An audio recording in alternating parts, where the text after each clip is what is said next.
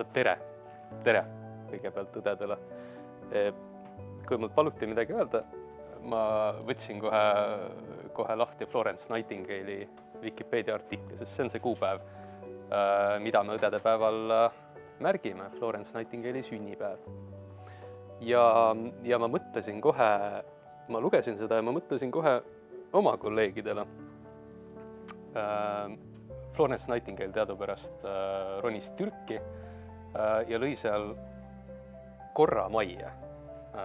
Vähendas suremust selles siis haigemajas, kus ta praktiseeris poole juurest a la 2%, 3%, 5%.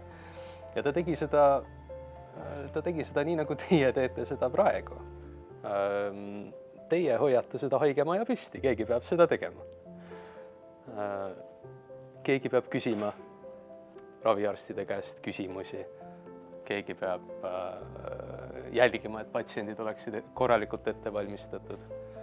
Keegi peab meid suunama vahepeal. Ma olen tohutult tänulik teile selle eest, et te seda teete. Ma tunnen, et selles haigemajas me oleme nendes asjades tõesti ühe asja eest väljas.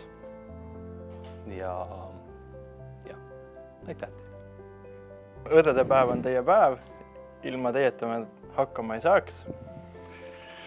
Igapäevast toote meile ja patsientidele tegelikult väga palju professionaalsust. Nii et aitäh teile!